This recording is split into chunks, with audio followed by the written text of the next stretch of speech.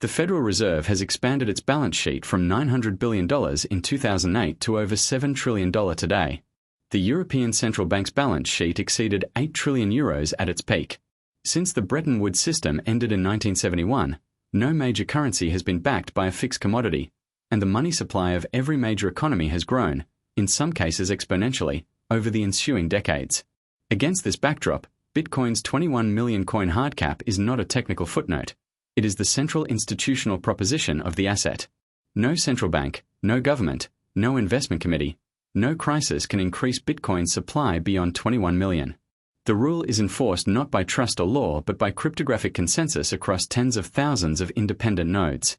For institutional investors evaluating Bitcoin's role as a monetary hedge, understanding the mechanics and durability of this cap is the most important piece of due diligence you can do. Bitcoin's supply is controlled by its protocol, a set of rules that every node in the network independently enforces. New Bitcoin is created only through mining. Approximately every 10 minutes, a new block is added to the blockchain, and the miner who successfully adds it receives a reward of newly created Bitcoin. This reward started at 50 Bitcoin per block in 2009 and halves every 210,000 blocks, approximately every 4 years. After the 2024 halving, the reward is 3.125 Bitcoin per block. After approximately 33 more halvings, the reward will be zero, and no new Bitcoin will be created. The total supply approaches but never exceeds 21 million due to the mathematical structure of the halving schedule. Approximately 19.7 million Bitcoin have already been mined as of 2026. The remaining 1.3 million will be mined over the next 120 years, with the final Bitcoin mined around 2140. The monetary supply data comparison between Bitcoin and fiat currencies illustrates the magnitude of the monetary policy difference. The US M2 money supply has grown from approximately $4.6 trillion in 2000 to over $21 trillion in 2026, a 4.5-fold increase. Global central bank balance sheets expanded by over $10 trillion during COVID alone. Bitcoin's supply in 2000 was zero. It's 19.7 million today and will never exceed 21 million. The inflation rate of Bitcoin supply, the percentage increase in circulating coins per year, was approximately 1.7% in 2023, fell to 0.85% after the 2024 halving, and will approach zero by the early 2030s. By comparison, the Fed's inflation target is 2% annually for the US dollar, meaning Bitcoin supply growth is already below the target inflation rate for the world's reserve currency. This monetary arithmetic underpins the institutional store of value thesis. The institutional debate about whether Bitcoin's 21 million cap is truly immutable resolves into a technical and economic question. Could the cap be changed? Technically, yes. It would require a software fork where miners, nodes, and users adopt new code that modifies the supply schedule. But economically, it would be irrational.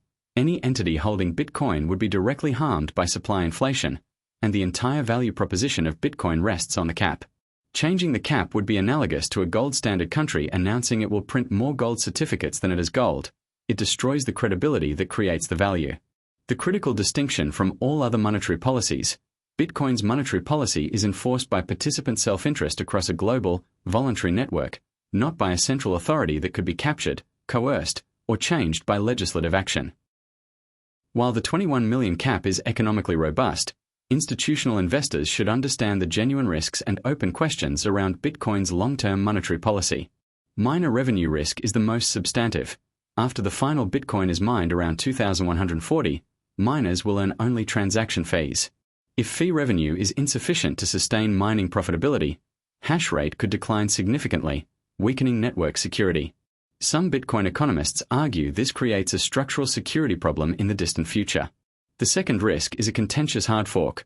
While the block size wars of 2017 showed that the community strongly resists supply-changing forks, a sufficiently large economic or political coordination effort could attempt one.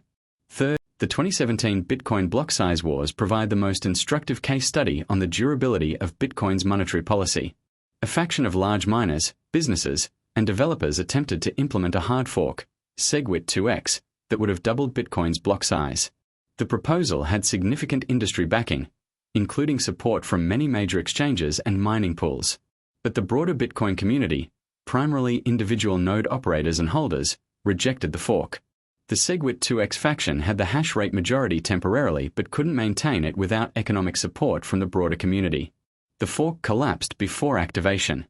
The lesson for institutional investors: Bitcoin's monetary policy is protected not by any single authority but by the diffuse economic self-interest of its entire holder base.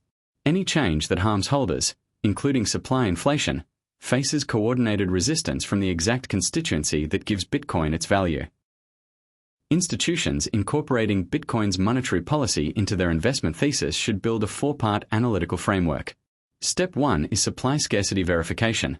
Independently verify the current supply, issuance schedule, and halving timeline using Bitcoin's blockchain data directly rather than secondary sources. Step 3 institutional mistakes appear in Bitcoin monetary policy analysis. First, conflating technical mutability with economic likelihood of change. The cap can theoretically be changed but is economically protected by the holder base's direct self-interest. These are different statements that carry different investment implications. Second, ignoring the 2010 value overflow bug in assessing protocol risk. Bitcoin's perfect 21 million cap execution is not guaranteed by math alone. It depends on bug-free code. Third, treating the 21 million cap as equivalent to gold's fixed supply without acknowledging that gold has physical discovery uncertainty. Bitcoin's supply schedule is precisely known, which is actually a stronger monetary property than physical commodity scarcity. Bitcoin's 21 million cap is the most institutionally important fact about the asset. Bitcoin's 21 million cap is the foundational property that distinguishes it from every other monetary asset in history. Understanding its mechanics and durability is essential due diligence. Subscribe to Crypto Mechanics for institutional-grade crypto analysis delivered weekly.